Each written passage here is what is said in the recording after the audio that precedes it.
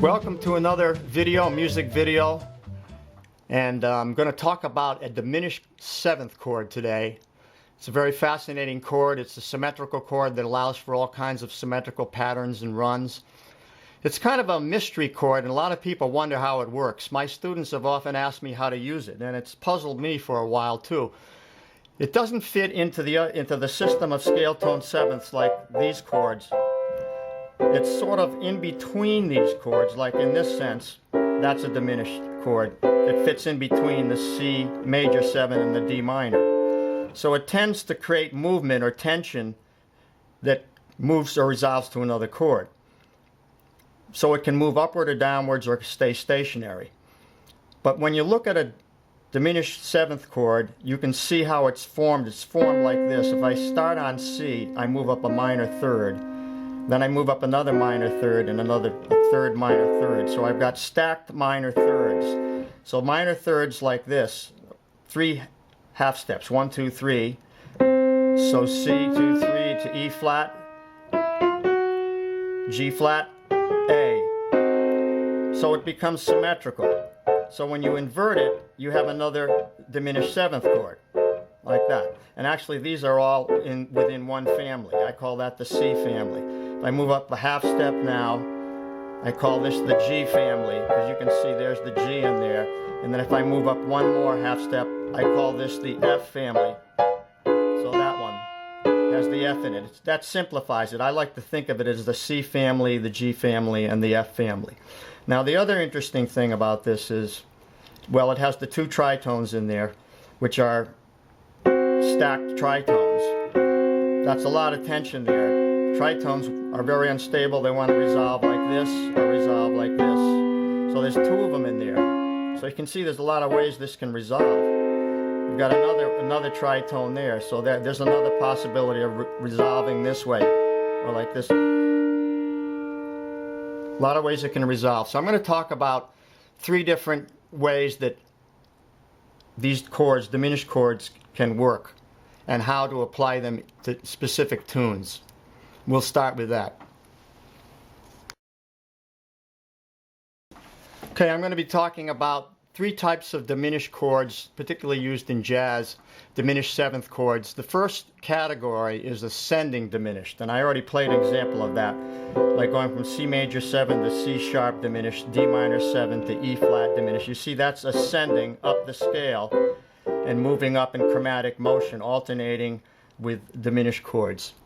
So now, example of that in a tune would be Ain't Misbehavin', would have that progression like this. That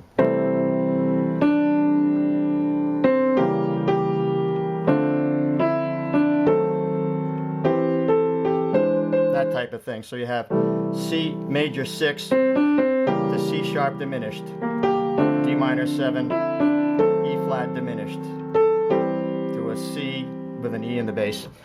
So there you see that movement working within a tune, and it's a lot more interesting having those diminished chords in between the central chords. In other words, resolution, tension, resolution, tension, resolution. So if he could have written it without those chords, you wouldn't be as interesting. It'd sound like. So another example is the song Bewitched, Bothered, and Bewildered. It has the same chord progression, a little bit different timing, but same thing.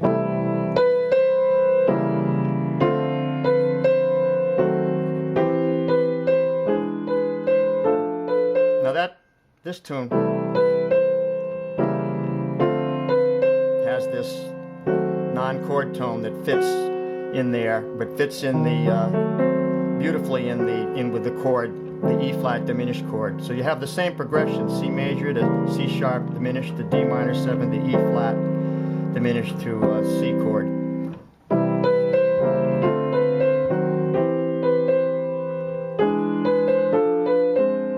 Okay, so that's 2 examples. The third example would be It Could Happen to You.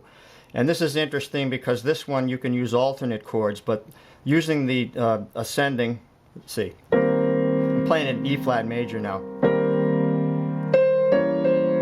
like that. So it goes E flat 6 to E diminished, then F minor 7, then F sharp diminished, like that. So there you have the same type of movement ascending through those first 4 chords from the root.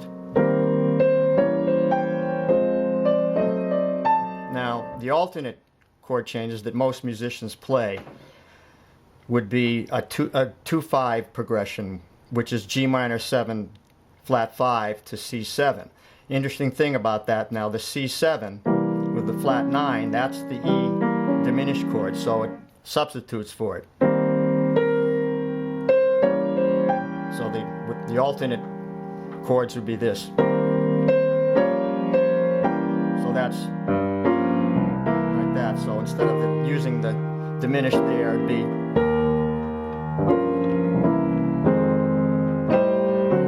So those 2 5s are used as substitute for the diminished chord. Again, and then the alternates should be. I hear that different bass note in there. So those are actually better for soloing. Jazz musicians always want to solo on 2-5 progression, so that's a 2-5, and then the next one goes up to here. It's a 2-5. So E flat 6, G minor 7 flat 5, C7, F minor 7, A minor 7 flat 5, D7 flat 9. Okay, it's a little complicated, but you can see now there's 3 examples of ascending diminished chords. Now the next step, we're going to go into the descending diminished chords and some examples. Okay, the next step is the next category is the descending diminished. Now this would be like if you're working it in reverse. So now a good example of this would be the song Someone to Watch Over Me. It goes like this. Okay, so that's a diminished chord there. So I went up from an E flat. That's an F chord inverted.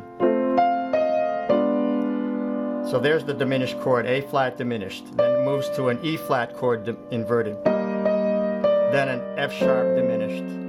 So that's interesting because you see you're moving the diminished, but you're moving it not to a root position chord, but you're moving it just down to an inversion of a chord. So it can work that way too. It can resolve to inversions of chords. That's an important point.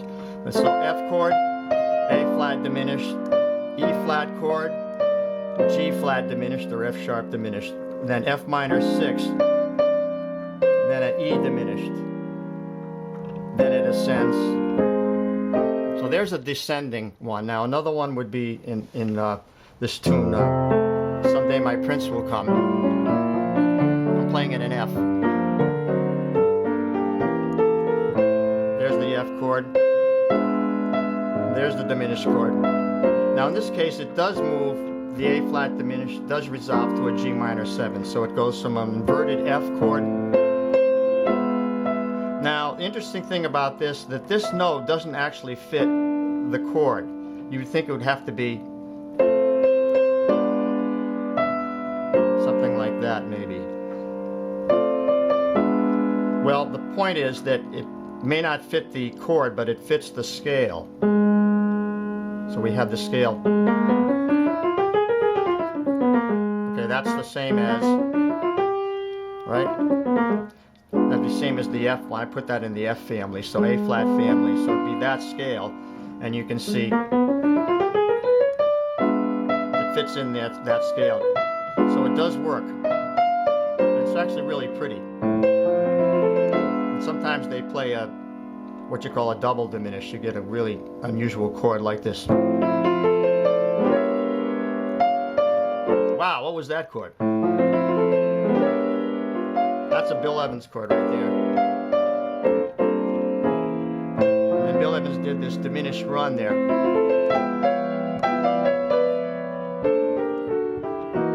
That's a diminished run there. Okay, so that's 2 examples now of the descending diminished chord. And the next category is the stationary diminished chord, where it doesn't move upwards or downwards. Okay, the third category I'm talking about with the diminished 7th chords is the stationary one. That's where, like, maybe you have a progression and you want to you're resolving it, say, to A flat, and you want to fill that with something. So that kind of effect. It's used a lot in Dixieland, you know, like even this, that type of thing is using a diminished chord. There's the diminished, you know, this, there's the diminished. So it's stationary. In other words, you're staying right on the tonic note there, and you're making a diminished back to this. And you know, example of that, like in Spring is Here, the first note of the melody is a diminished chord. It's like that. You see, there you have a diminished, A flat diminished. Also, another example would be on Don't Blame Me. You get the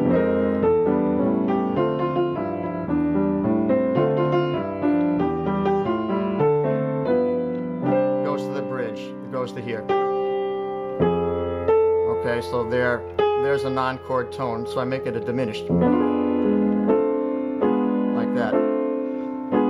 So in other words, these non-chord tones often require a diminished chord to make them sound right. You know, I can't play an F major chord there. It's going to sound like that. Or I could put an E there, but you know, the other thing I can do is make it a diminished chord. So if you have a note that doesn't work with the chord, just change it to a diminished. Often it'll work. Okay, I have another example for you.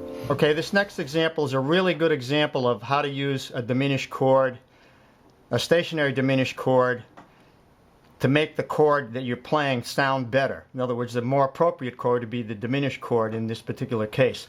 And it was something I played in my original first video that I did. It was a live piano lesson I played, but not for me. And if you play the tune, it's like now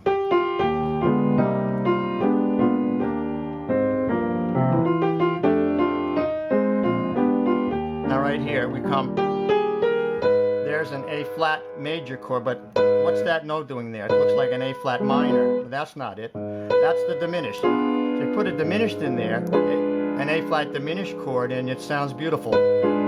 Resolving it, and then the next chord is, then you have another kind of a rub, but if you put it F sharp diminished, it sounds really pretty, going to the G minor there.